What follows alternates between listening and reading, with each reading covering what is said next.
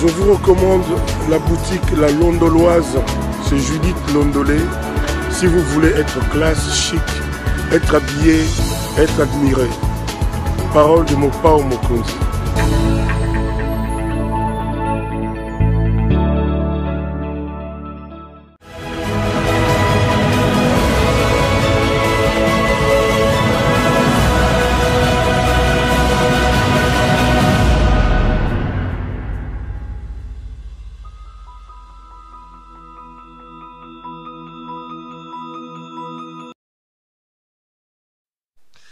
Madame, Messieurs, bonjour et bienvenue à ce nouveau numéro de l'émission d'Écrit Info, ce magazine d'analyse d'actualité politique, sociale, économique et même juridique qu'on a lancé chez nous à CPL Télévision. Des questions très importantes qui retiennent l'actualité dans plusieurs domaines et sont mises sur la table.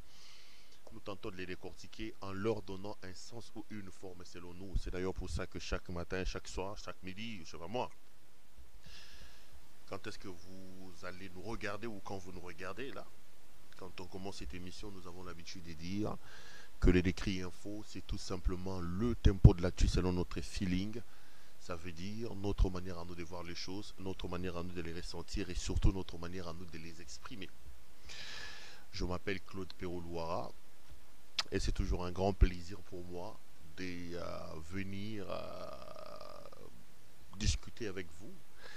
C'est des moments de bonheur et des moments de plaisir que nous passons ensemble en train de discuter et de parler notre pays. Le Décrit Info est un magazine d'opinion, un magazine où moi je viens, je prends des questions importantes d'actualité, je vous dis voilà ce que moi j'en pense. Il se passait ceci, mais je pense que si on avait fait ça, on pouvait avoir tel résultat. Et de ces résultats-là, je pense que si on avait dit ça, si on était parti comme ça, donc c'est une opinion. Évidemment, comme c'est une opinion, je ne peux nullement demander à ce qu'il y ait une sorte d'unanimité autour de ce que j'ai dit. C'est comme ça que j'ai dit aussi, quand j'ai commencé mes émissions, que ce que j'ai dit ici n'est pas du tout une parole d'évangile. J'expose mes propos aux étangs pris de vos critiques, parce que je reste convaincu que du choc d'idées, la lumière, alors la vraie lumière finit toujours par jaillir.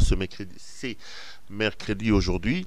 Je voulais une fois de plus vous souhaiter à vous tous bonjour, bonsoir et surtout bienvenue à vous dans cette émission où nous allons aborder un certain nombre de choses. Nous parlerons aujourd'hui de la nomination, les récentes nominations.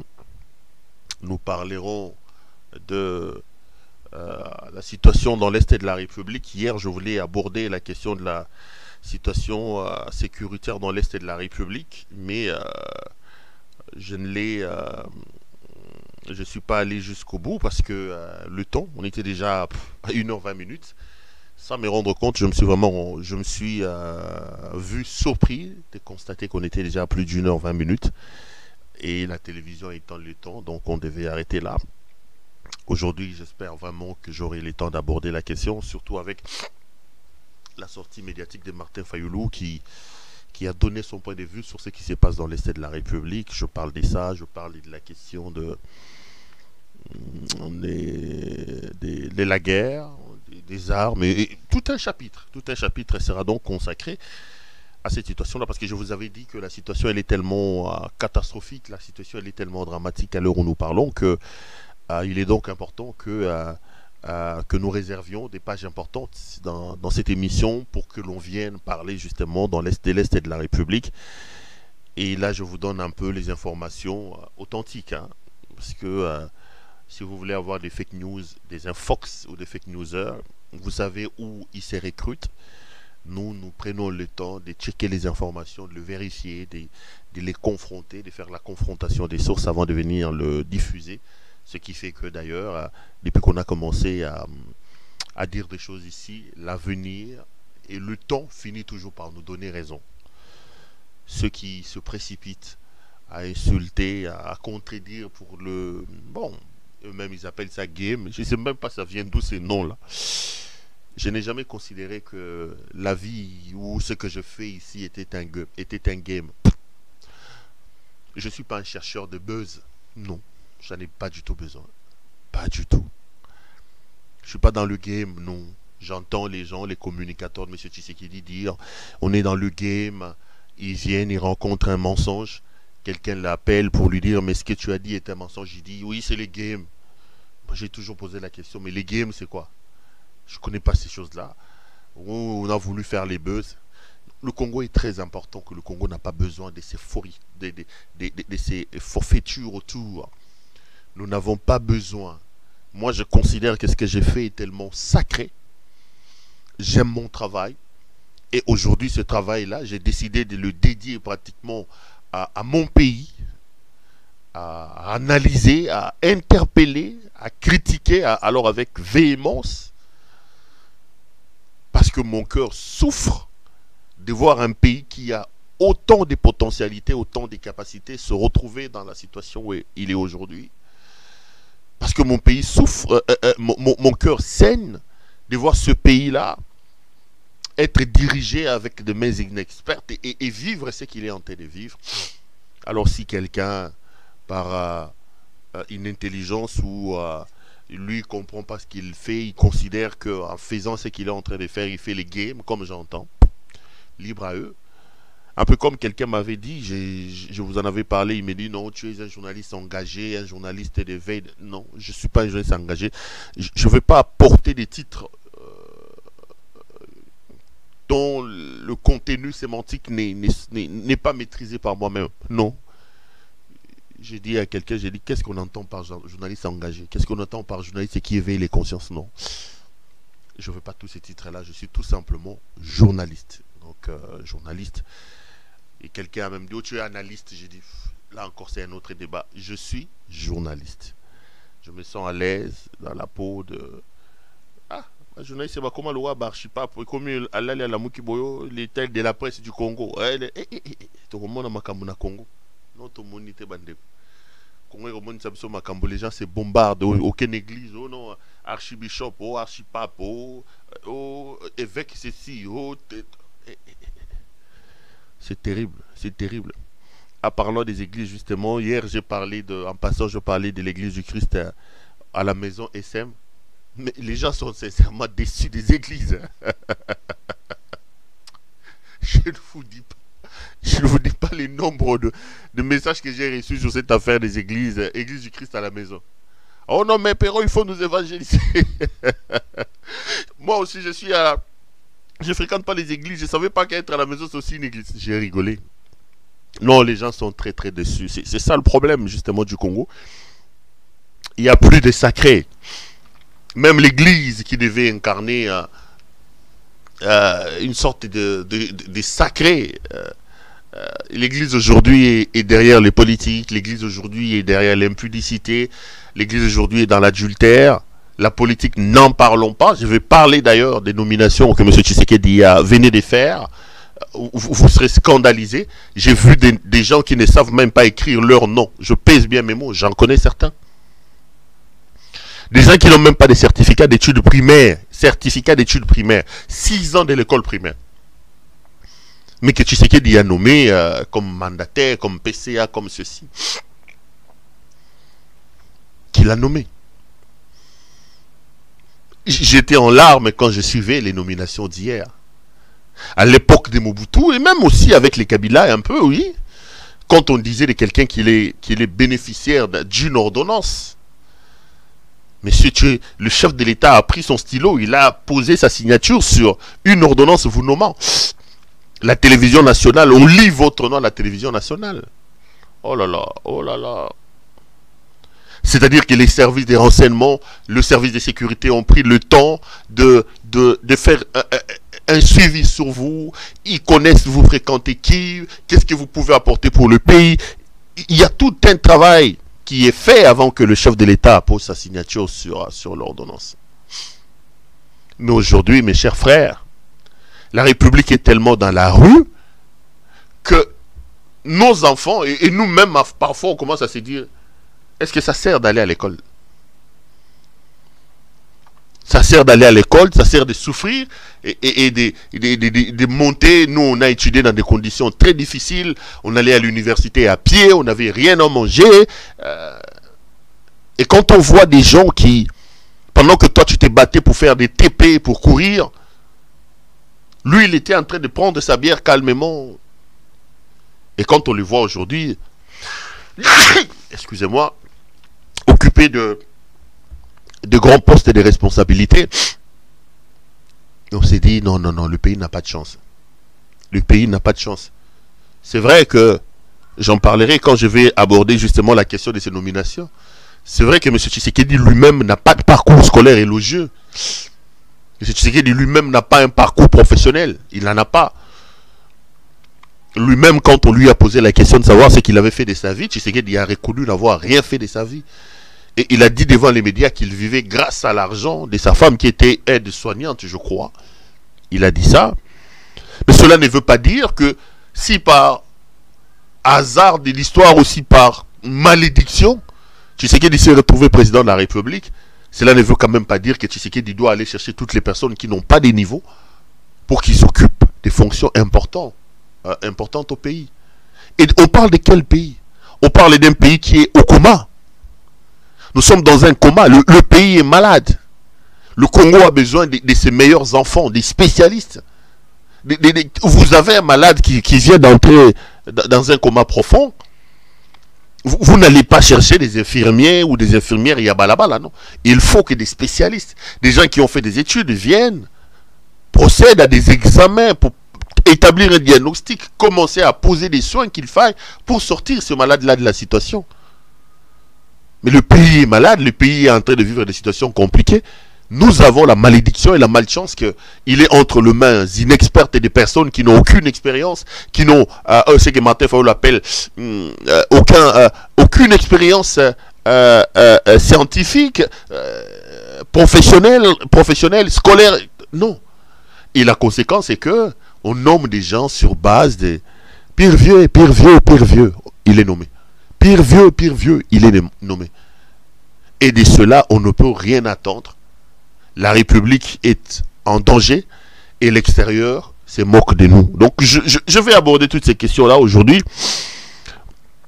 Et à la fin, comme nous en avons l'habitude, mes téléphones, mon numéro est au bas de vos petits écrans. On peut poursuivre les débats en dehors de ceci. Moi, j'appelle ça les débats des couloirs. On peut toujours s'appeler, on peut discuter, on peut dire non, ici j'étais pas d'accord avec toi. Si on les fait respectueusement, en se respectant les uns et les autres, je suis quelqu'un de très ouvert, quelqu'un qui aime les débats. La seule chose que je n'aime pas, c'est les manques de respect. Oh, wana so ke na terrain au kutana ngai pena donc so mekito au kutana ngai, je supporte pas ça. Je ne supporte pas ça. Voilà. Les amis, avant de commencer cette émission, laissez-moi vous demander 2-3 petites choses. Et si vous êtes un habitué, vous connaissez de quoi je vais parler. La première des choses que je vais vous demander, chers frères, chers amis, c'est de pouvoir vous abonner massivement. J'attends de vous des abonnements massifs à notre chaîne YouTube, CPL Télévision. J'attends de vous que vous soyez des évangélistes de cette chaîne. Que vous soyez des prophètes de cette chaîne pour expliquer à nos compatriotes, à nos téléspectateurs, aux internautes, que vous voulez vous informer utilement, une information sans couleur et sans tendance, allez sur CPL Télévision et abonnez-vous. Regardez la personne qui est à côté, regardez votre femme, regardez votre mari, votre enfant. S'il n'est pas encore abonné à CPL Télévision, s'il vous plaît, demandez-lui de pouvoir s'abonner. C'est aussi une marque de, je veux dire, une marque d'encouragement, voilà, une marque de considération. C'est des choses qui nous boostent et qui nous démontrent effectivement que le travail que nous faisons, nous avons des milliers de personnes derrière nous. Voilà, ils se sont abonnés, ils nous font confiance, ils sont avec nous et on peut se battre pour eux, on peut se sacrifier pour eux. La deuxième chose que je vais vous demander, mes chers frères, c'est de pouvoir aimer la vidéo que vous êtes en train de regarder. Je ne m'explique pas que nous soyons par exemple 1000, 500, 2000 ou je ne sais pas moi combien à être en direct, mais que sur les likes de la vidéo qui a écrit 100 ou 200 personnes. Et là, j'ai mes évangélistes, les Nanou, les Liliane. Oh, j'avais dit que Nabandoboa Kabino Soute, Libange Komaki, non, les Nanou, la princesse, les Liliane K, les Pumaski ou et tout. Il y a quelqu'un qui m'a dit qu'il me regarde tout le temps, mais je ne parle pas de lui. C'était Berry, je crois. Berry, j'avais pas bien retenu le nom. les Louké Mikekuit. J'ai vu aussi Emerance est revenu. Donc c'est des gens qui vous demandent Mbotenabino, ils sont dans les chats là, je vous salue vous tous. Donc aimez la vidéo s'il vous plaît, partagez-la, c'est vraiment ça, je vous les demande avec mon cœur, parce que ça nous permet de nous mettre à l'abri de certaines actions, parce que il y a des gens qui n'aiment pas qu'on leur dise la vérité. Sur le lobby vérité, ils vont aller signaler, ils vont aller dire ceci, ils vont aller dire cela, ça va nous créer des problèmes. Et puis la troisième chose que je vais vous demander, s'il vous plaît, si vous êtes un homme, ou vous voulez vous habiller un homme, appelez notre ami Judith Londolé Betoko Lilo Molati Kitoko Bilamba Kitoko Yemoko Kitoko. Judith Londolé, c'est notre partenaire. Elle est patronne d'une boutique d'habillement homme qui s'appelle Londoloise. Veste, chaussures, cravate, tout ce qui concerne habillement homme. Allez donc toquer, c'est Judith Londolé Betoko. Faites-vous plaisir. Il y a des habits de qualité, alors des qualités là-bas. Commandez partout où vous êtes à travers le monde. Judith Londolé se fera le réel plaisir de pouvoir honorer vos commandes et de vous envoyer vos commandes à travers le monde. Et nous aurons des dividendes de tout ça. En passant d'ailleurs, la chemise que je porte aujourd'hui, c'est aussi notre ami Judith Londolé Betoko Lilo Molatisi Kitoko Bilamba Kitoko Yemoro Kitoko qui m'habille. Donc si la chemise que je porte vous plaît, n'hésitez pas, appelez donc Judith Londolé Betoko. Voilà ce que j'avais à dire. Est-ce que j'ai oublié quelque chose en préambule? Non. Je vous ai dit bonjour? Oui. Je vous ai dit bonne semaine? Oui. Je parlais de la Londoloise? Oui. Non, c'était pour rire. C'était pour rire. Allons dans les sujets. Allons dans nos sujets du jour. Les amis, je voulais commencer par ce qui s'est passé hier. Hier, à peu près 1 heure à la télévision nationale, j'ai vu une dame de la présidence lire une vingtaine d'ordonnances nommant les nouveaux mandataires dans les entreprises en République démocratique du Congo. Je connais beaucoup de ceux qui ont été nommés. Je connais beaucoup. Je voudrais un peu m'attarder sur certaines nominations. D'autres encore, elles font très mal. Mais bon, en gros, dans un contexte ou dans un pays où on dit de tout le monde qu'il est jaloux et de tout le monde qu'il est haineux, je voudrais vraiment saluer ceux qui ont été nommés. J'ai des amis qui ont été nommés. Je prends par exemple les cas de la RTNC. Je connais très personnellement Madame Sylvie Elengue qui a été nommée directeur général de la RTNC, la Radio-Télévision Nationale Congolaise. Elle était assistante quand moi j'étais à l'IFASIC. Je la connais compétente. Et je pense qu'elle peut apporter un vent nouveau à cette chaîne-là qui nous déçoit de par son programme et de par le contenu qu'il propose. Image, le roi, il y a échographie, le roi, image. Et puis en termes de présentateurs, je pense que la télévision, c'est l'art du beau. La télévision, c'est l'habillage. La télévision, je pense quand même que la RTNC doit refléter le sérieux et l'image d'une chaîne nationale. Malheureusement, elle ne la représente pas pour le moment. Donc, je souhaite un bon vent à Madame Sylvie Elengue, qui est donc nommée à la RTNC comme directeur général. Elle n'est pas seule, elle est là avec le vieux Voto, Monsieur Voto, que je connais aussi personnellement. J'ai des très bons rapports avec lui. Quand aussi moi j'étais encore étudiant à l'IFASIC, Voto était là comme assistant. Aujourd'hui, je ne sais pas s'il est chef de travaux ou professeur. Mais à l'époque, à mon époque, je crois que Voto était encore assistant. Oui, si ma mémoire ne me trahit pas. Je crois qu'il doit être professeur aujourd'hui. À l'Institut facultaire des sciences de l'information et de la communication. Alors, et Sylvie Elengue et M. Voto sont des personnes, à mon point de vue, des chevaliers rompus de la plume. Ils connaissent un peu les méandres de l'organisation de la presse dans le pays. Je pense qu'ils peuvent apporter. Et puis, il y a comme PCA, M. Floribert Luboto, que je connais aussi, ancien député, ancien journaliste. Je leur souhaite une très très bonne chance. Très très bonne chance. J'ai également des amis qui ont été nommés, toujours dans le domaine des médias, au Conseil supérieur de l'audiovisuel et de la communication. Je pense à un jeune frère, un ami, un jeune frère, Serge Kabongo, présentateur vedette de l'émission Kiosque, qui a fait des députés, les Daniel Essafou, les Christelle Vouanga, et ils sont nombreux, les députés que nous on considérait comme les députés des kiosques. C'est un peu comme en France. quand vous avez vu le clash entre M. Louis Boyard, les députés de 22 ans, et M. Cyril Hanouna dans son émission Touche pas à mon poste, Cyril Hanouna a dit à Boyard que c'est moi qui ai fait de toi député. Et la France est unanime. C'est vrai que je suis totalement contre ce que Hanouna a fait. Comme présentateur, on ne peut pas insulter son invité sur le plateau parce qu'il s'attaque à M. Vincent Bolloré, qui est donc patron de la chaîne C8. Mais ce n'est pas une spécificité congolaise. Quand vous êtes en France, vous allez vous rendre compte que des gens comme Éric Zemmour, ils sont devenus aujourd'hui des politiques seulement parce qu'ils passaient à la télé. Ses acquaintances avec le groupe Bolloré, par exemple, a fait qu'il est devenu un habitué des télévisions, des débats des télés, et les Français l'ont connu. Quand vous prenez Louis Boyard, à un moment donné, il était chroniqueur au niveau des touches pas à mon poste. Ça fait que les Français l'ont connu, et à 22 ans, il est devenu député. Et à Kinshasa aussi, nous avons les députés de la télévision. Et pour la plupart, avant Kabila, c'était des députés qui n'avaient de l'espace que chez Serge Kabongo, donc les députés des kiosques. Donc Serge aussi a été nommé, ou plutôt investi, comme membre du Conseil supérieur de l'audiovisuel et de la communication. Je lui souhaite un fructueux mandat, Serge Kabongo. J'ai également vu que j'ai une très grande amie à moi qui a été aussi investie au CESAC, Madame Adoulouye Yekundomba. Adoulouye Yekundomba, avec laquelle j'ai travaillé très très longtemps à Digital Congo. Donc, Adou, je te souhaite aussi un bon vent pour ta nomination. Comment ça s'appelle, au CESAC. Donc, bon vent à toi et à vous tous.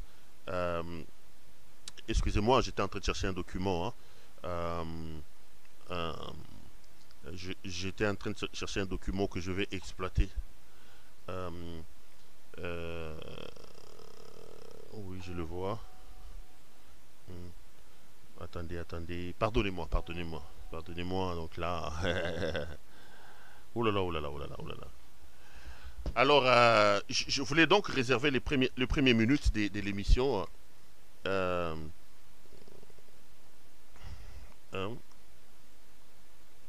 Je vais donc réserver les premières minutes à cela. Alors, je reviens à mon sujet du jour. Mais au-delà de ces gens qui ont été nommés, j'ai vu que le président Tshisekedi a nommé beaucoup de gens. Mais il y a aussi quelques noms qui m'ont quand même laissé assez, comment dire, pantois par rapport à ce qui s'est passé. Ici, je voudrais redire ce que j'ai souvent l'habitude de dire quand je fais mes émissions. J'ai toujours appelé le président Félix Antoine Tshisekedi Tshilombo et tout son entourage. Je leur ai toujours dit que l'État est quelque chose de sacré. L'État doit être respecté. L'État, c'est le fonctionnement de l'État. C'est quelque chose qui doit être au-dessus de nous tous. Et j'ai toujours dit qu'en matière d'occupation des postes et des responsabilités dans le fonctionnement de l'État, j'ai toujours prêché pour que le meilleur d'entre nous soit élevé. Le Congo, c'est 100 millions d'habitants, c'est 2 345 410 km² de superficie. Si nous voulons que la lumière luise autour de ce pays, nous devons nous organiser pour que n'arrivent à des fonctions de commandement et de responsabilités que des personnes qui ont des compétences, le meilleur d'entre nous. Ceci justifie d'ailleurs d'une certaine manière la théorie de l'État qui voudrait que des gens abandonnent leur souveraineté individuelle à un Léviathan ou à quelqu'un qu'on appelle l'État pour que lui régente la société pour nous, pour que lui organise la société pour nous. Mais lorsque nous choisissons la racaille au milieu de nous, des personnes qui n'ont pas de compétences, nous tous, nous décidons donc de se diriger à grande vitesse vers l'abîme, vers les murs, et personne ne sort gagnant de cette situation-là. Malheureusement, M. Tshisekedi, depuis qu'il est arrivé au pouvoir, il ne comprend pas cette exigence. On n'a pas besoin de réfléchir longuement pour se rendre compte de pourquoi il méconnaît ces choses, parce que lui-même, il est le fruit d'une présence hasardeuse. Lui-même, il est l'expression, alors la plus éloquente de l'incompétence. Il est l'incarnation de l'insuffisance au sommet de l'État. Je vous ai dit hier ici que j'étais totalement d'accord avec M. Martin Fayoulou lorsque dans le portrait craché qu'il fait du président Tshisekedi, il dit de lui qu'il est incapable, il est irresponsable, il est incompétent. Il n'a pas de ressources intellectuelles. J'ai totalement donné raison à Martin Fayoulou. La conséquence, elle est là, elle est même brutale. Ces manquements-là, ces insuffisances-là ont fait que ces gens ont transformé la gestion de la République à une affaire des copes au lieu que ça soit plutôt une affaire des sacerdoces pour aider la République à aller de l'avant. J'ai vu des gens être nommés. Mais dans les nominations, qu'est-ce qui se passe d'emblée? Tshisekedi s'est fait entourer d'une bande des chécouleurs, des gens qu'il a recrutés dans le milieu de la mafia. Et chacun de ces personnes-là crée aussi de son côté son petit pantelin, des gens que lui contrôle. Et comme ils ont en face d'eux un président incompétent qui ne fait pas de la gestion de la République une affaire des sacrés ou des sérieux, autour d'un verre le soir, chacun vient, Préso, ça c'est les noms, chacun avec sa farde sous les aisselles. Et ce sont des décisions qui se prennent autour des verres et dans des discussions inappropriées. Le lendemain matin, il va apposer sa signature. C'est comme ça aussi qu'il est allé prendre des engagements de manière assez irréfléchie, comme avec le M23, avec le Rwanda, avec l'Ouganda, des engagements qui aujourd'hui nous amènent la guerre que nous avons. J'en parlerai quand je vais aborder la question de l'Est de la République. J'ai vu des gens qui ont été nommés, mes chers frères, pour la plupart, à mon point de vue, ils ne méritent pas d'être à ces endroits-là. Ils ne méritent absolument pas d'être dans ces endroits-là. C'est une histoire de concubinage, une histoire de copines, une histoire de copains, des frères, des neveux, des cousins. La République est devenue une sorte de gâteau. Chacun contrôle son coin. Quand il a la possibilité, il va aller prendre, même si vous n'avez pas de compétences, parce que lui, il a un mot à dire, il va mettre les lignes qui suivent mon exposé, les démontrera. Les démontrera.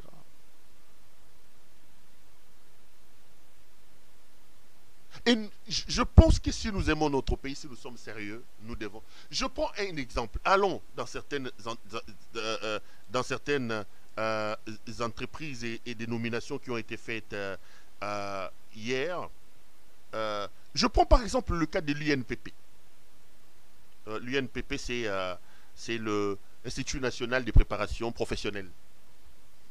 J'ai vu qu'on a nommé comme PCA, président du conseil d'administration, M. Jean-Marie Lukulassi. Je n'ai aucun problème avec M. Lukulassi. Je ne le connais pas personnellement. J'ai déjà rencontré 2-3 fois. Quand on se rencontre, on discute, on se dit bonjour. Vous connaissez Jean-Marie Lukulassi. Bino Bofana Poto. Est-ce que vous pensez que dans un pays sérieux, M. Jean-Marie Lukulassi peut être nommé mandataire d'une entreprise? Est-ce que M. Jean-Marie Lukulassi peut aujourd'hui venir vous dire: moi, Congolais, je suis nommé PCA à l'INPP, qui est un institut chargé, mes chers frères, de former nos enfants sur le plan professionnel. On va donner ça à Jean-Marie Lukulassi. Est-ce que M. Lukulassi peut venir nous dire où est-ce qu'il a décroché son diplôme d'État? Est-ce que M. Jean-Marie Lukulassi peut nous dire où est-ce qu'il a décroché son certificat d'études primaires? Est-ce que M. Jean-Marie Lukulassi peut venir vous dire il a fréquenté quelle université au Congo ou à l'extérieur? Comment on peut prendre l'INPP et donner ça comme président du conseil d'administration, M. Jean-Marie Lukulassi? Est-ce que être proche de Fally Ipupa, être chanté par Fally Ipupa, donnait-il des compétences intellectuelles, managériales à M. Jean-Marie Lukulassi pour qu'il mérite que mon pays lui donne une grande fonction? C'est la question que je me pose. Quel est le parcours de M. Jean-Marie Lukulassi? Est-ce que les services de sécurité, les services de renseignement ont pris le temps de réfléchir? Je vais vous dire une chose. Jean-Marie Lukulassi est connu dans les milieux des musiciens. Batocha, c'est Logopamba. Et quand Tshisekedi est arrivé, j'ai vu qu'il a sorti les banderoles ou des histoires qu'il a mis sur les boulevards. Tout ça soutient à Fachi. Et de manière indue, il crée une société ou un truc qu'on appelle, si c'est les G18, si c'est les G quoi, et il dit que cette entreprise-là ou son organisation-là s'occupe des enfants Kuluna. Mes chers frères, les Congolais qui me regardent, je vous dis, M. Tshisekedi a ordonné, et M. Lukulasi par mois, il gagne 400 000 $ américains, soi-disant pour financer son histoire des Kuluna. Est-ce qu'aujourd'hui, il peut vous dire, dans les 400 000 $ américains, je parle des 400 000 $ américains, que le trésor congolais, que la République sort chaque mois, et on donne ça gracieusement à M. Jean-Marie Lukulasi, soi-disant pour encadrer les Kuluna. Est-ce que depuis qu'il encadre le Kuluna, il peut vous dire en termes de pourcentage, en combien de pourcents, lui, Jean-Marie Lukulasi, a contribué à réduire le phénomène Kuluna au Congo? Est-ce qu'il peut vous dire à combien de pourcentages lui a combattu? Parce qu'aujourd'hui, les Kuluna, chaque jour qui passe, il y a encore des Kuluna, les Kuluna deviennent un fléau. Mais la République, dans le cadre des combines, dans le cadre de copinage, a pris un homme et par mois, on lui donne 400 000 $ américains, soi-disant pour s'occuper des Kuluna. 400 000 $ américains, alors qu'aux affaires sociales, cet argent ne sort pas, alors que vous avez des structures de l'État qui manquent même 10 000 $ par mois, mais non, parce que il qui fatine à fatine, béton à béton. Béton, il a des contacts avec tel. Tu vois, ces gens-là, ils ont la possibilité d'entrer sur le Lakito, comme Balobana Lingala. La République sort 400 000 $ américains par mois à son faveur. Je ne suis pas contre lui, mais ici on parle l'État. Je pose des questions. J'ai dit au président Félix Antoine Tshisekedi que lorsqu'on assume des fonctions à ces niveaux-là, on doit avoir aussi une oreille à écouter l'opinion. La communication politique, la communication institutionnelle nous amène, lorsque nous voulons poser des actions ou parler, à répondre à une question importante qui se pose en ce terme. Qu'est-ce qu'on va dire, quand dira-t-on? Je l'ai démontré ici. Qu'est-ce que les gens vont dire? On est obligé de tâter l'opinion. Tu sais qu'il y a sorti il n'y a pas longtemps ici des ordonnances nommant des personnes. Ici, je suis venu, je vous ai parlé d'un certain Pius Mwabilu Mbayumukala, ministre de l'urbanisme, ministre d'État, ministre de l'urbanisme et habitat. Patron de la, comment ça s'appelle, du parti politique CNC, Congrès National Congolais, un truc comme ça. Mais vous tous, vous avez été scandalisés. Le papa, lui, il est ministre d'État, ministre de l'urbanisme et habitat. Il fait signer des bêtises à Félix Tshisekedi. Et lui, Tshisekedi, comme la gestion de la République est entre ses mains inexpertes, il ne prend pas le temps de se rendre compte de ce qu'on lui fait signer ici. Pius Mwabilu a réussi à faire nommer sa fille. Rappelez-vous, Christelle Mwabilu, un enfant de 28 ans, directeur général adjoint d'une grande entreprise comme l'Office congolais de contrôle. L'âge n'est pas un problème, mais est-ce qu'elle a des compétences? Je ne dis qu'elle n'a pas de compétences parce que elle est directrice générale de la chaîne de son papa, RTGA, qui a plus de 30 mois d'arriéré de salaire. Un salaire qu'on paye 50 000, donc moins de 50 $. Elle est incapable de payer ça au personnel de la RTGA. Mais son père a réussi à faire de lui directeur général adjoint d'une entreprise comme l'OCC. Il a pris son neveu, Jano Kikangala, et il a fait de son neveu directeur général de l'office des routes. Comme si au sein de son parti politique, il n'y avait pas de compétences. Comme si au milieu... C'est comme ça que moi je dis toujours aux gens des partis politiques. Mais vous êtes... Bino baloka bino tendengeni. Neti dimanche, namoni, Batubakei, église na pétage. Et ça, je ne comprends pas. Quelqu'un qui, lorsqu'il a des fonctions, lorsqu'il a la possibilité de placer les gens, il ne place que les siens. Puis il fait nommer sa fille Christelle, son neveu, Jano Kikangala. Dans son propre cabinet, son directeur de cabinet, c'est Malangu Mwabilu, c'est son propre frère. Il prend sa fille, Stéphanie Mwabilu. Attendez, qu'est-ce que vous voulez faire? Mais regardez ce qui s'est passé dans les nominations. J'ai ici la liste des gens qui ont été nommés après proposition de M. Bahati Lukwebo.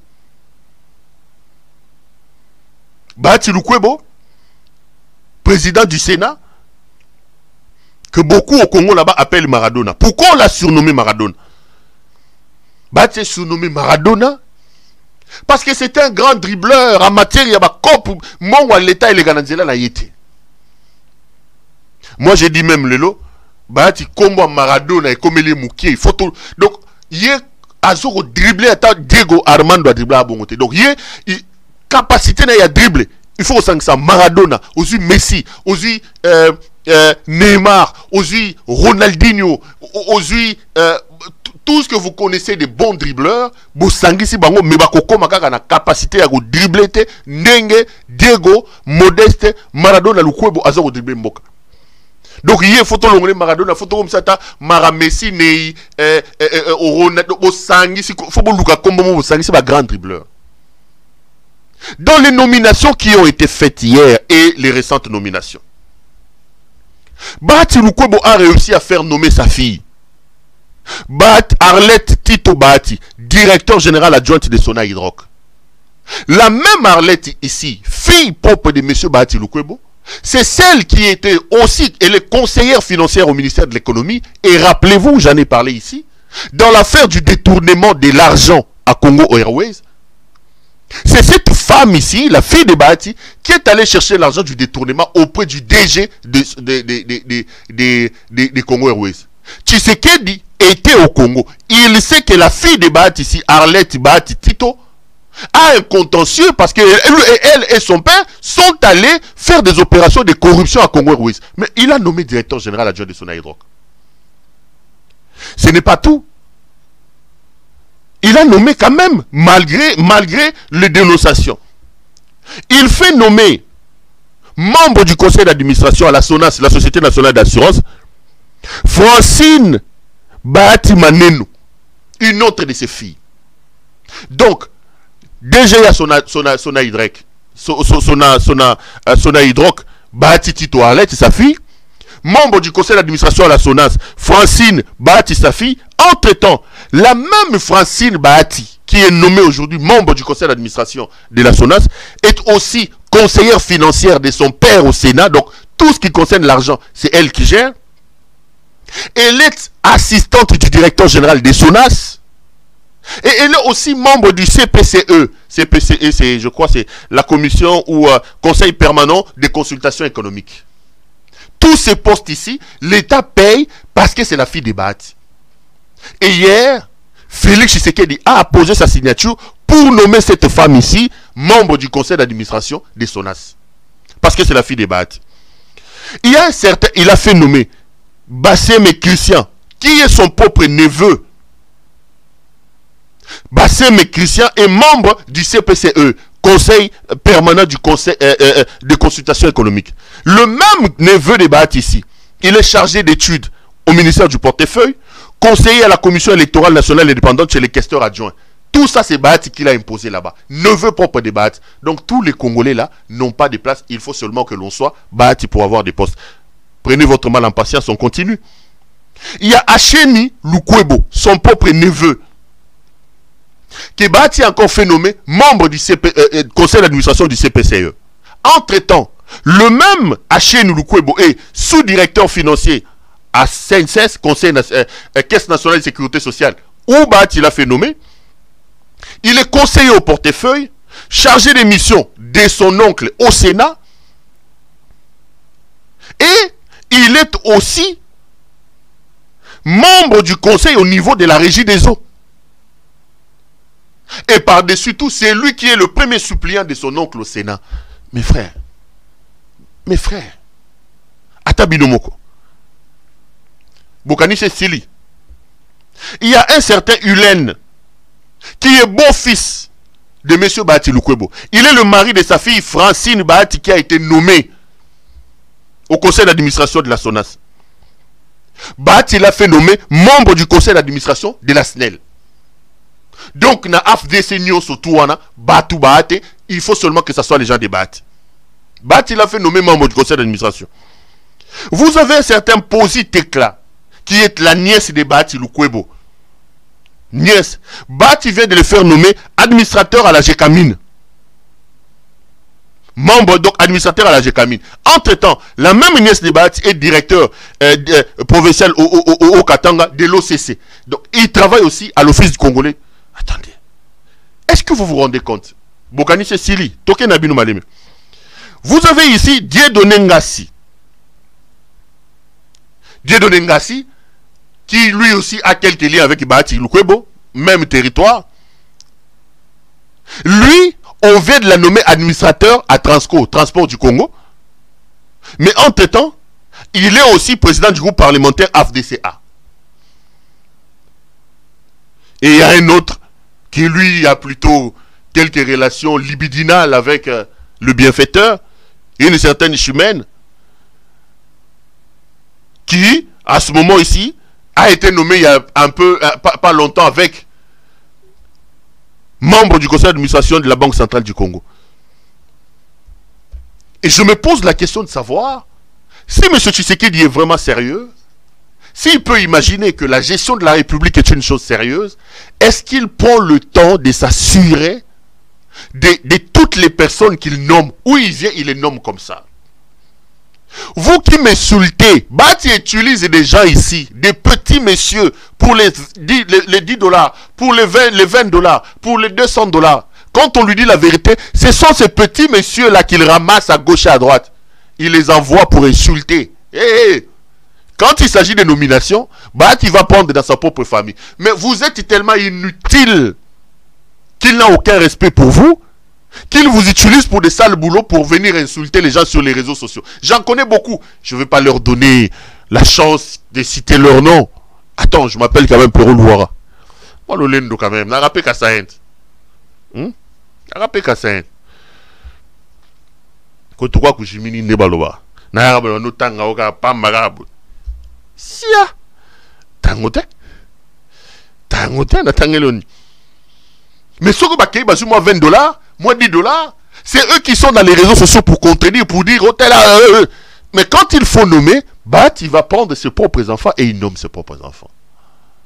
Regardez un peu les amis. Si vous venez de me prendre, permettez-moi. Bahati est un grand dribbleur.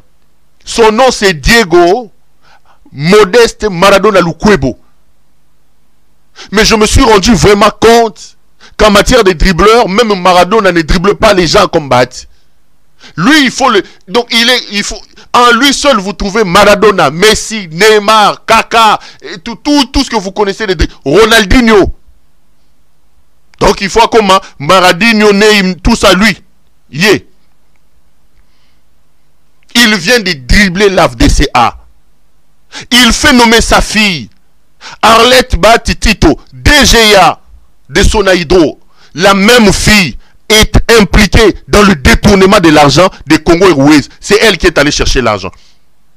Il fait nommer sa fille, Francine Bahati Maneno, membre du conseil d'administration de la SONAS, alors que la même fille, elle est conseillère au Sénat, conseillère financière, elle gère l'argent avec son papa.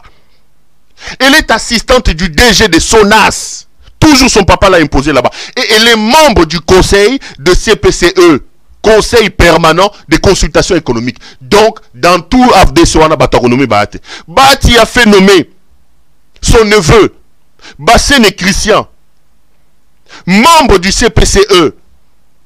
Mais le même neveu de Bahati est à la fois chargé d'études au ministère du portefeuille, imposé par Bahati, conseiller à la CENI chez le questeur adjoint, toujours Bahati. Donc, tous les bouchards, les incrédules, les gens qui insultent Bofing Rabatuna, AFDC, Boza et le côté.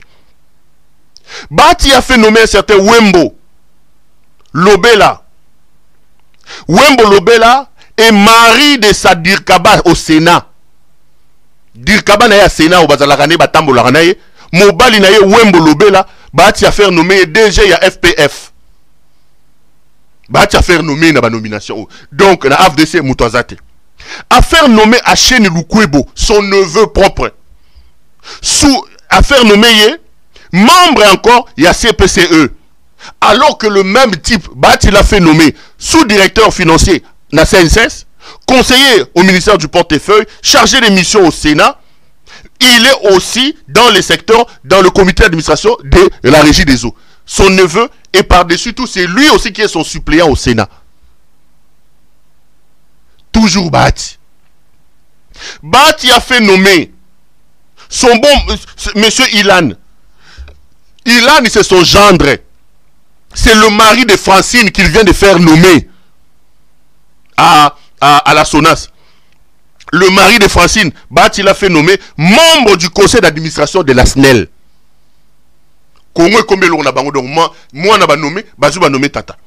Bahati a fait nommer Mbozi Tekla, sa propre nièce, dans le comité de gestion comme administrateur à la GECAMINE. Sa nièce Mbozi Tekla. Entre-temps, sa même nièce là aussi, Bahati l'a fait aussi nommer à la direction au niveau de l'OCC dans le Haut-Katanga. Il a fait nommer Dieudonné Ngassi, qui est un de ses proches, administrateur dans les dernières dominations à Transco.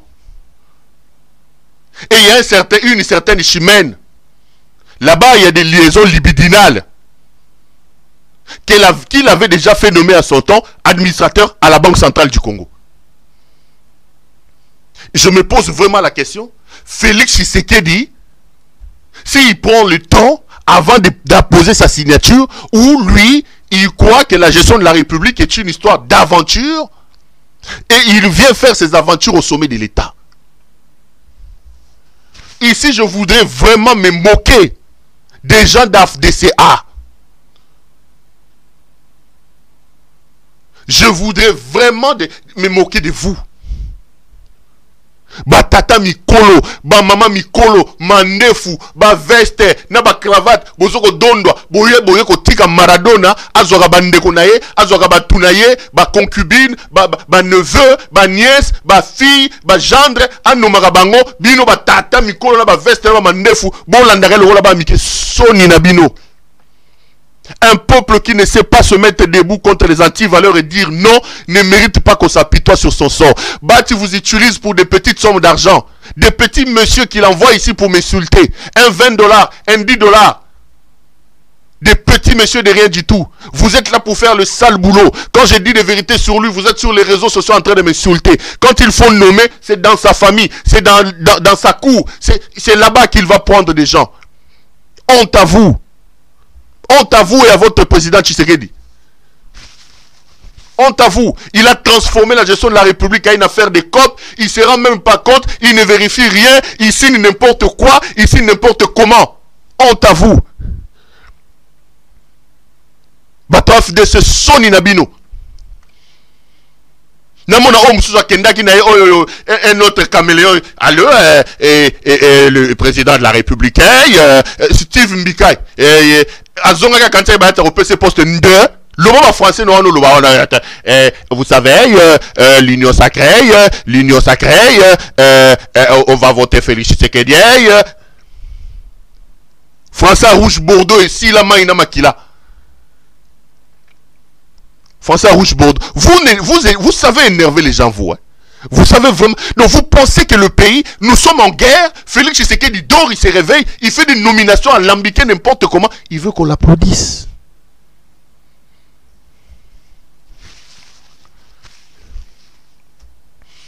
Diego, Modeste, Maradona Lukwebo, grand dribbleur.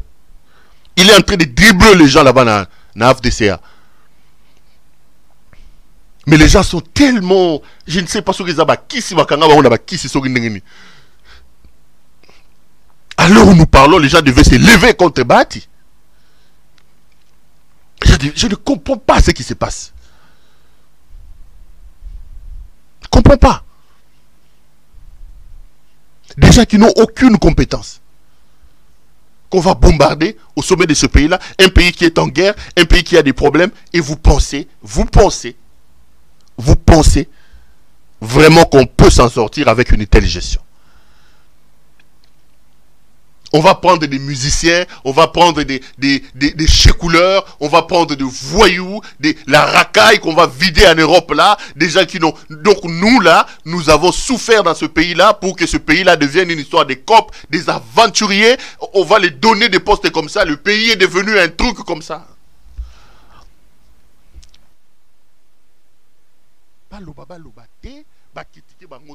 Ils vont vous dire que vous êtes des haineux, vous êtes des ceci. C'est triste.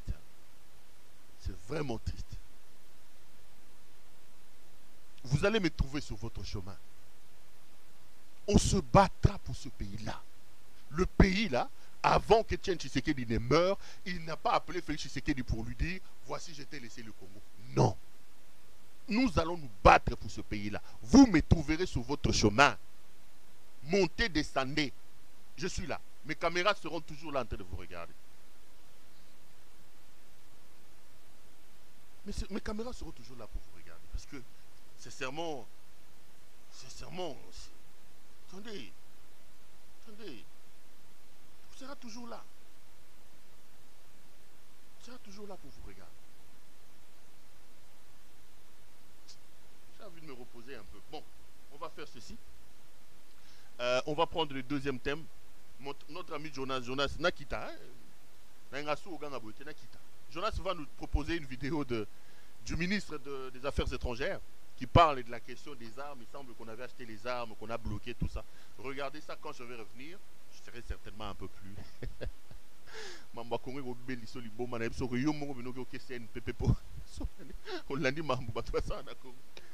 On va regarder le Tundula et puis quand je viendrai, je vais ouvrir le chapitre de la guerre de l'Est de la République. À tout à l'heure.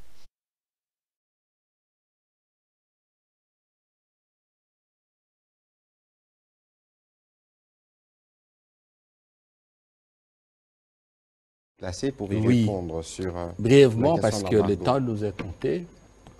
En fait, l'affaire des sanctions, lorsqu'elle a été instituée il y a quelques années, partait d'une considération. C'était en fait un mécanisme des Nations Unies qui était destiné à éviter la divagation des armes dans la région, de manière générale dans la région, à travers les groupes armés. Pour la divagation de ce groupe armé et qui faisait qu'il y a beaucoup d'armes qui circulaient. C'était destiné aux groupes armés. C'était aussi destiné à gérer la crise sécuritaire. Et en ce moment-là, nous aussi, on était, j'allais dire, directement concernés. Il fallait déclarer les armes que nous achetons. Parce que, rappelez-vous, à l'époque, avant Sun City et tout, le gouvernement était considéré aussi comme belligérant. J'essaie vraiment de ramasser des idées pour qu'on gagne du temps. Mais avec l'évolution politique de notre pays, qui a fait que finalement, on a eu des institutions légitimes, constitutionnelles et tout, et c'était resté uniquement pour éviter que le groupe armé acquiert de moyens militaires, acquiert des instruments de guerre, des instruments de leurs activités criminelles. Et ça a évolué. Alors, une certaine conception a prévalu en considérant, oui, lorsque la RDC achète des armes, ces armes sont récupérées par le groupe armé. Donc, même au niveau de la RDC, il faut contrôler les acquisitions. Ça a continué. Et là, ça permet de répondre à la réponse de l'ambassadeur du Gabon. C'est que, dernièrement, cette année, j'ai oublié exactement la date, quand il y a eu la réunion du Conseil de sécurité, où on a confirmé, on a refait la liste des armes à déclarer par ceux qui nous vendent les armes. Retenez bien cette précision, par ceux qui nous vendent les armes. Ce sont eux qui déclarent. Et je ne suis pas spécialiste militaire en matière d'armes de guerre. On a sorti de la liste certains types d'armes qui ne sont plus sujettes à déclaration. Je ne sais pas, je n'ai pas suivi l'ambassadeur, mais je sais, comme les affaires étrangères, que cette déclaration, pour une catégorie d'armes, n'est pas encore, si vous voulez, cette résolution n'est pas encore abrogée, n'est pas encore retirée. Elle existe. Voulait-il dire qu'elle n'est pas concernée dans ce sens que ce n'est pas nous qui déclarons? Mais même alors, ça ne signifie, à notre point de vue, absolument rien. Et c'est là que je rejoins la question, je crois, de celui qui m'a dit qu'est-ce que nous attendons. Je crois que les choses sont claires. Le président a parlé aux Nations Unies au mois de septembre. Je crois que ça doit avoir été le 20, si je ne me trompe pas. Et même au niveau de l'Union africaine, il a déjà parlé de cela. Il n'y a aucune raison objective aujourd'hui qui fasse qu'on nous maintienne dans une situation d'un pays sur lequel pèse une hypothèque de méfiance. Et ce n'est pas une vue de l'esprit, ce n'est pas de la théorie. Il y a des banques, des transporteurs, et même ceux qui fabriquent des armes, qui ne veulent pas traiter avec nous parce qu'on dit oui, il y a les Nations Unies, vous êtes sur la liste noire. Le monde de commerçants, de marchands d'armes et tout, il est frileux. Personne ne veut avoir de problème avec les Nations Unies. Et il y a un cas qui se produit maintenant au moment où je vous parle. Je ne vais pas donner des détails. Au moment où je vous parle, nous sommes dans cette situation-là où ce qui a été acheté ailleurs, le matériel militaire, venait vers ici, mais en cours de route, le transporteur a dit non, ça ne peut pas arriver en RDC. Alors c'est pour ça que nous disons au Conseil de sécurité ceci. Ce que nous disons au comité des sanctions qui est ici. Je crois qu'ils ont déjà rencontré le président des chambres législatives. Je crois que tout le monde dira la même chose. Non seulement que c'est une hypothèque réelle, ne fût-ce que psychologique, mais aussi c'est une injustice flagrante qui constitue pour nous, Congolais, un soutien à ceux qui nous combattent. Absolument. Merci beaucoup. Merci à notre ami Jason qui est de l'autre côté de la régie. Les amis, vous venez là de suivre Monsieur Christophe Lutundula, qui est donc ministre des Affaires étrangères de la République démocratique du Congo, qui nous apprend qu'il y a une cargaison des armes qu'aurait acheté la République démocratique du Congo, mais qui a été bloquée et qu'on est en train d'interdire d'arriver en République démocratique du Congo. Je voulais dire un mot là-dessus. Vous connaissez ma position sur cette question de l'interdiction ou de l'achat des armes. J'ai dit juste un mot parce que j'ai suivi cette déclaration de monsieur le ministre des Affaires étrangères et ça va m'ouvrir grandement les portes pour que je vous donne la situation dans l'est de la République démocratique du Congo et que je puisse en parler. La politique que les gens sont en train de mener, cette politique qui refute les responsabilités chez les autres, où on n'assume absolument rien, moi je trouve que c'est une politique irresponsable. Je vous ai toujours dit que cette affaire de se cabrer dans l'enfer, c'est l'autre. Si ça arrive, c'est pas nous, la communauté internationale ne nous aime pas, tel ne nous aime pas. Moi, je suis de ceux qui assument ce qu'ils font. Je suis de ceux qui estiment que le problème du Congo, ce n'est pas le Rwanda, ce n'est pas Paul Kagame, ce n'est pas la communauté internationale. Le problème du Congo, c'est nous-mêmes. Nous devons avoir la capacité de nous asseoir, de faire des bons diagnostics, d'analyser et de trouver le problème, et enfin de décider de poser des actes de nature à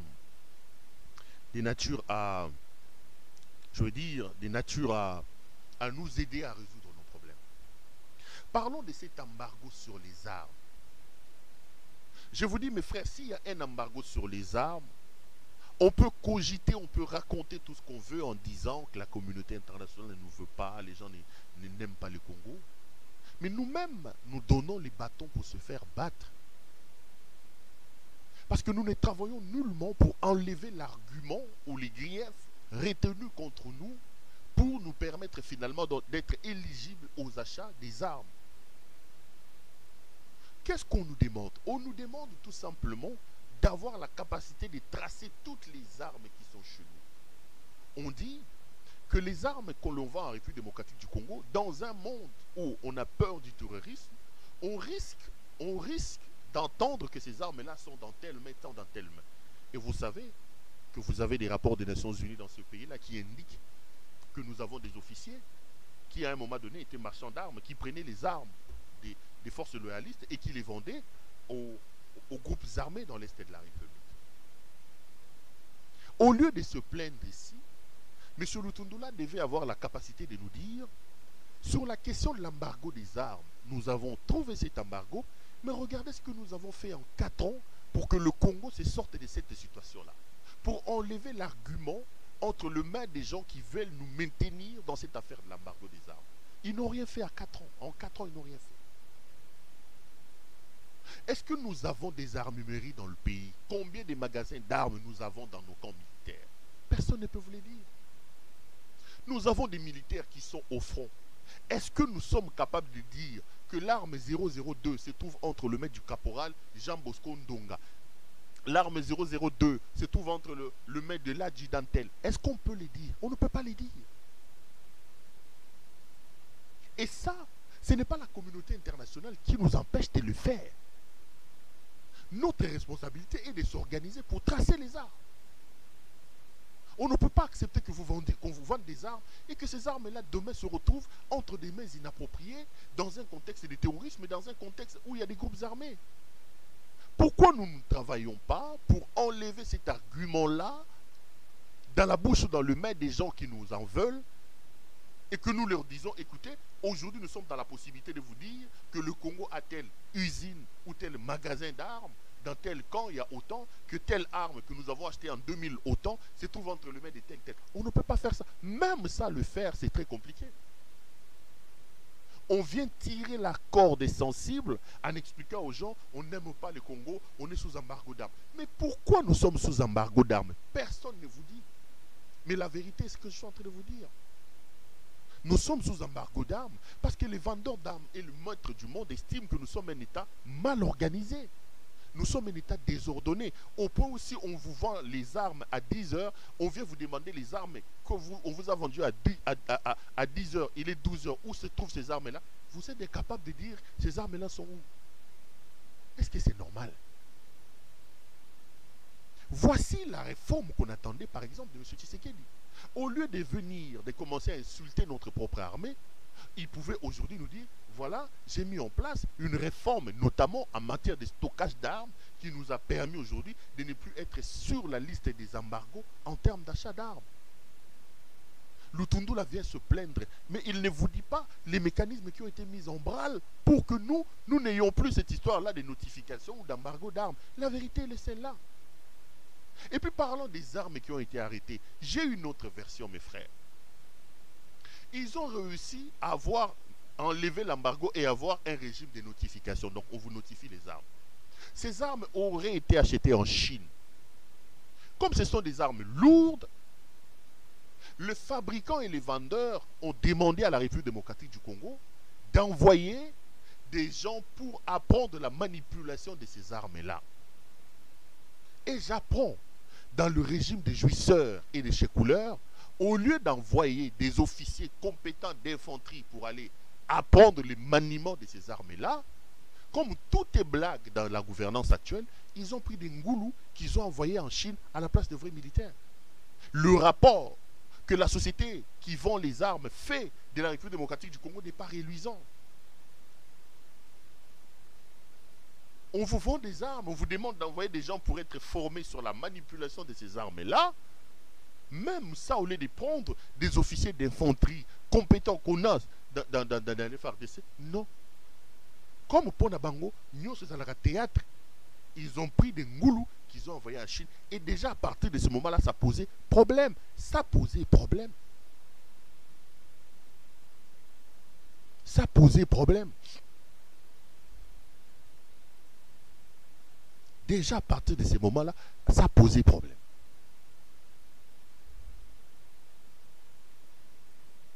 Mais comme ils n'assument rien, ils sont dans un régime de l'enfer, c'est l'autre. Ils ne connaissent rien, ils n'assument rien. Aujourd'hui, ils sont en train de vous dire que non, on a bloqué les armes. Mais il ne nous disait pas pourquoi est-ce que ces armes sont bloquées, pourquoi est-ce que nous sommes encore aujourd'hui sous les régimes d'embargo d'armes. Mes frères, retenez ce que je vous dis.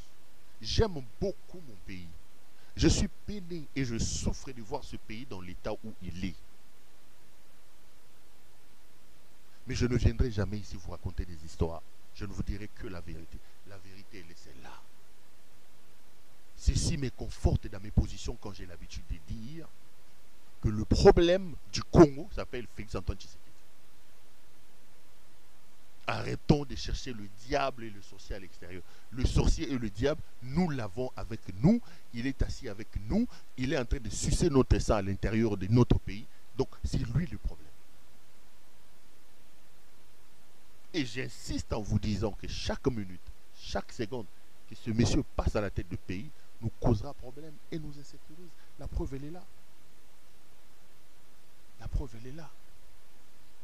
Sur le fond, j'ai encore vu une vidéo, hier ou aujourd'hui, des militaires en train de se plaindre. Ils n'ont pas de bouteilles d'eau, de l'eau à boire. Vous avez vu ça? J'ai fait une erreur, j'aurais dû vous diffuser ça. Ils n'ont pas de bouteilles d'eau, de l'eau.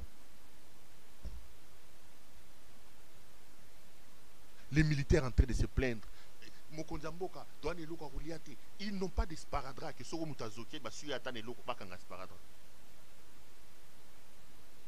Mais ici, on nous parle de mobilisation. On nous dit que le budget est passé à 14 milliards. On nous parle de tout ça.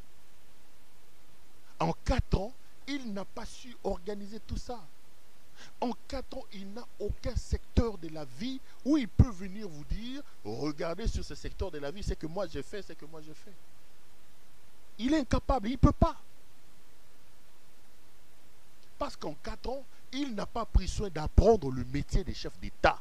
Il a pris soin de jouir, de voyager et d'assouvir sa passion pour la jouissance, d'assouvir sa passion pour les voyages touristiques. Le problème, il est celui-là, en fait, la vérité. À l'heure où je vous parle, les combats sont toujours en train de se concentrer sur Kibumba.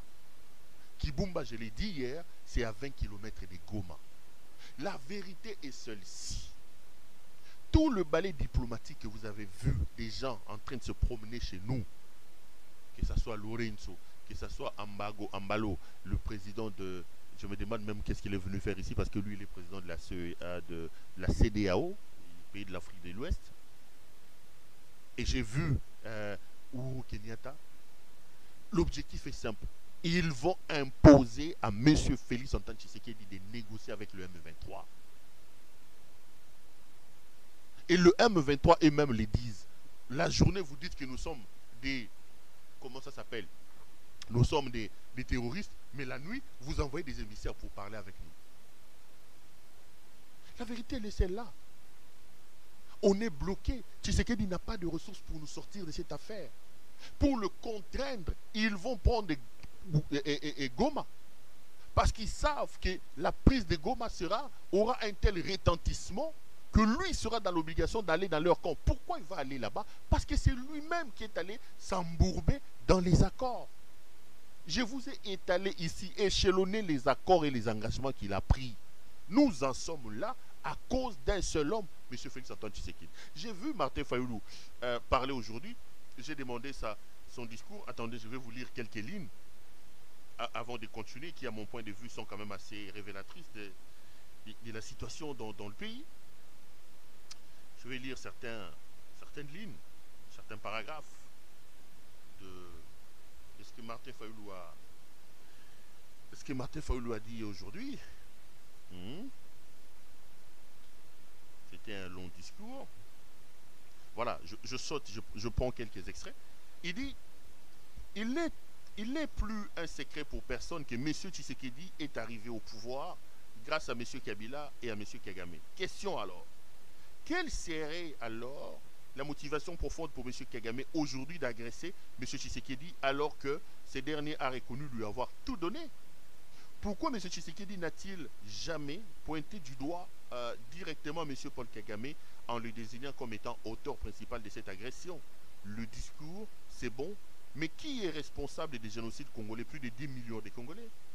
Pourquoi le gouvernement de M. Tshisekedi n'a-t-il jamais saisi le Conseil de sécurité des Nations Unies pour que celui-ci déclare le Rwanda comme pays agresseur de la RDC? Pourquoi n'y a-t-il jamais eu plainte auprès de la Cour internationale de justice à ce sujet? Il faut rappeler pourtant que lors de l'agression, tralala, mesdames et messieurs, ça c'est Martin Fayulu qui parle, les agresseurs ont décidé de mettre autour d'une même table le M23 et le gouvernement des fêtes de la République démocratique du Congo pour appliquer une fois de plus la recette de l'infiltration des institutions congolaises au moyen de l'intégration et du brassage. En réalité, le processus de Nairobi est un processus de validation des nouvelles frontières des territoires conquis en République démocratique du Congo par le Rwanda. Dans cette combine de Nairobi, il est prévu que M. Tshisekedi ramène un accord de cessez-le-feu qui, malheureusement, aura consacré l'occupation. C'est ce que j'appelle le fait accompli d'occupation. Et c'est cela le vrai but de cette guerre. En effet, M. Tshisekedi a signé de nombreux accords avec les pays qui nous agressent et aucun de ces accords n'a été révoqué. De ce qui précède, j'accuse M. Félix Antoine Tshisekedi Tshilombo de haute trahison. M. Félix Tshisekedi et ses mentors sont cyniquement et désespérément à la recherche d'un argument électoral et de conservation des pouvoirs. Ayant en effet constaté que M. Félix Tshisekedi ne pourra pas gagner les élections de 2023, ses parrains sont venus à sa rescousse en imposant à la RDC une guerre qu'il devrait gagner à temps voulu afin de lui donner l'occasion de se présenter en sauveur de la population congolaise qui ne jure que sur la paix. Il aura ainsi gagné la guerre, mais les territoires conquis par les M23 resteront rwandais et le Rwanda aura allongé ses frontières. Le peuple congolais, voilà. Les questions que Martin Fayulu pose ici sont des questions légitimes.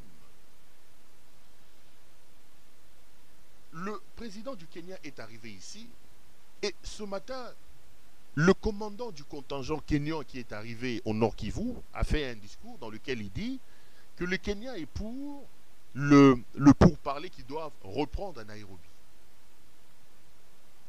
Mais ces pourparlers-là, ce sont les mêmes pourparlers qui ont amené la communauté des États de l'Afrique de l'Est à décider de la mise en place d'une armée régionale pour venir intervenir en République démocratique du Congo.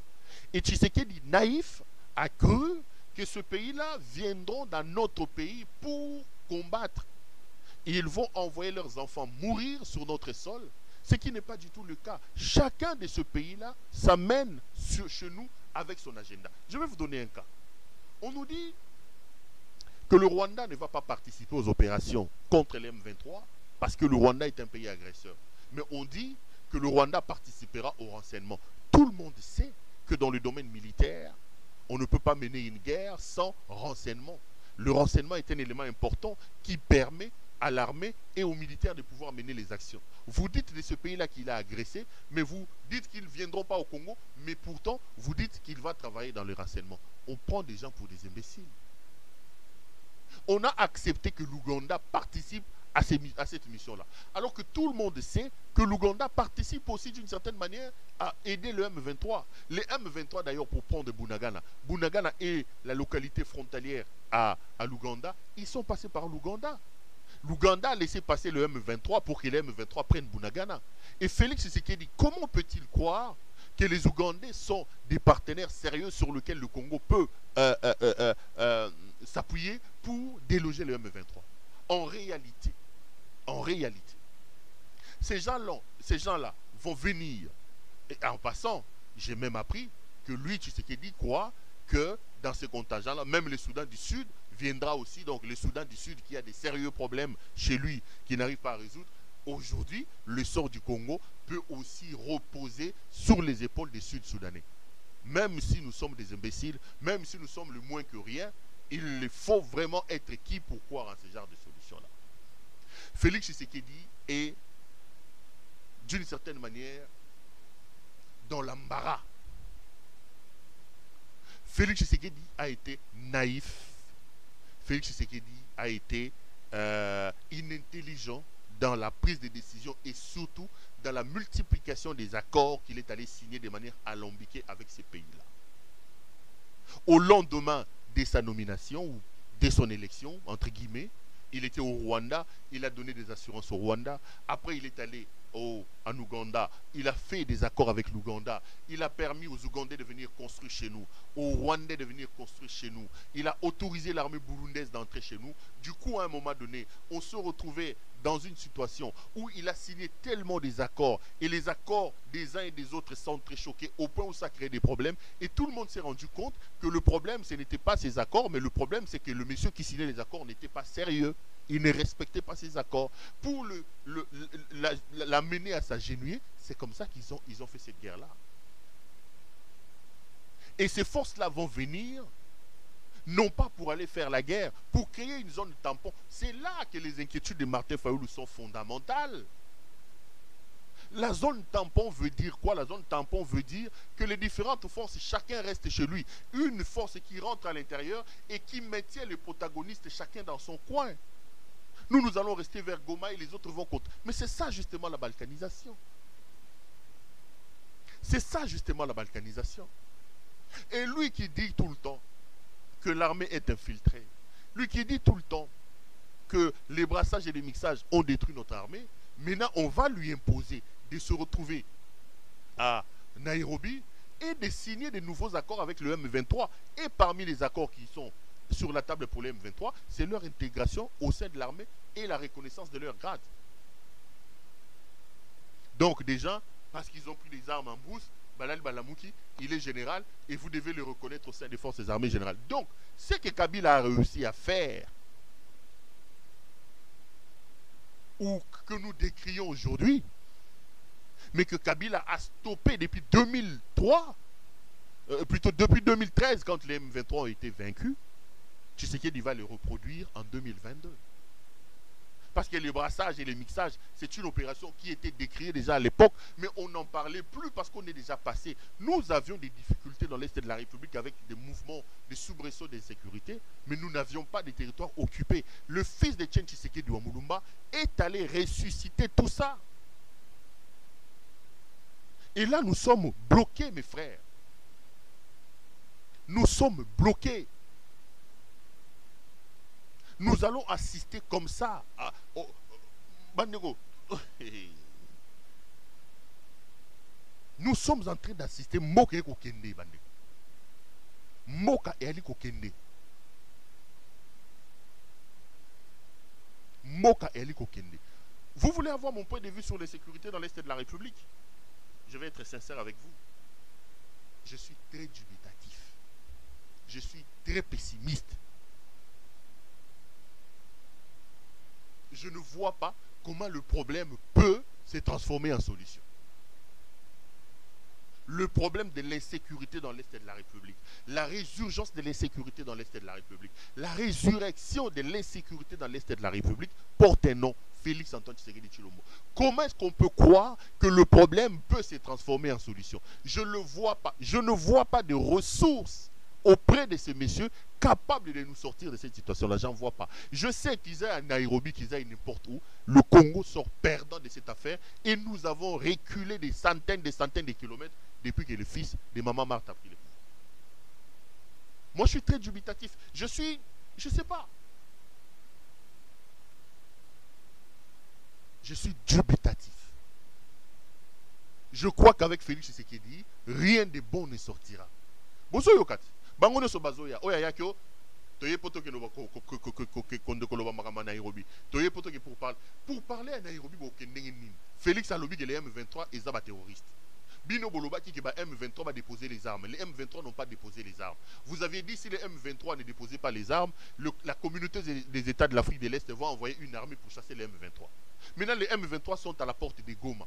Vous allez encore rentrer à Nairobi pour parler avec qui? Dès lors que les gens qui sont supposés être là, vous dites que ce sont des terroristes et vous n'allez pas discuter avec eux. Mais ils vont rentrer à Nairobi pour parler de quoi et parler avec qui? Tous ils sont unanimes. Macron dit non, nous faisons confiance au processus de Nairobi. Et le processus de Nairobi, pour en avoir, qu'est-ce qu'ils ont fait? Ils ont amené Tshisekedi pour que Tshisekedi fasse adhérer notre pays aux communautés des États de l'Afrique de l'Est. Depuis quand biso tozala na Congo wana boyoka Congo za to bunda ba guerre ba ndenge no so ba musée ba nan. Est-ce que tokenda okota na biloko wana où vous avez déjà le Rwanda et l'Ouganda qui étaient là-bas. Lui, comme il fait n'importe comment, il est allé faire adhérer le Congo dans la communauté des États de l'Afrique de l'Est. Maintenant, il est pris dans un engrenage. Il est pris dans un engrenage. À voyager à Kinotambola, à voyager. À voyager. Quand on leur dit que le pouvoir, la gestion de la République n'est pas une affaire de théâtre, ils n'écoutent pas. Mais voilà. Maintenant, nous sommes bloqués. Nous sommes bloqués. La République est bloquée à cause des actions irréfléchies posées par un régime. Moi, je ne sais pas comment ils vont s'en sortir, mais si vous voulez avoir mon point de vue, je suis dubitatif. Je sais que Tshisekedi n'aura pas de ressources pour nous terminer ça. Si nous aimons notre pays, nous devons nous lever pour chasser Tshisekedi, même aujourd'hui. Même aujourd'hui. Mais les décisions qu'il va prendre, les négociations qu'il va aller faire là-bas à Nairobi, ça ne sera pas en faveur de la République démocratique du Congo, parce qu'il nous a fait reculer. Si nous aimons notre pays, mes frères, si nous aimons notre pays, mes frères, mettons-nous debout. Disons au fils de maman Marc, papa, oyagi pour la justice, au Sozubi Makete. Sinon, nous n'aurons que nos yeux pour pleurer. Allez, l'émission est ici. Vous savez combien de minutes? 20 minutes, 1h25. Hein? Jason, ça fait 1h25. Bon, ça a été un grand plaisir pour moi de vous présenter cette émission. Merci à vous de l'avoir suivi. Je vous retrouve demain. Bonsoir chez vous et merci de nous avoir suivis. Bonne suite des programmes sur nos antennes. À demain.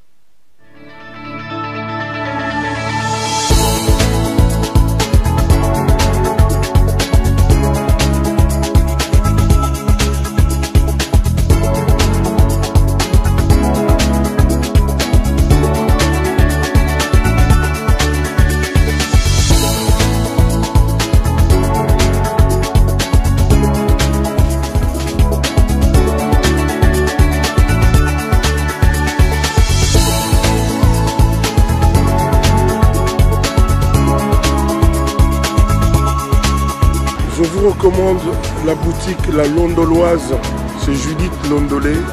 Si vous voulez être classe, chic, être habillé, être admiré. Parole de Mopao Mokonzi.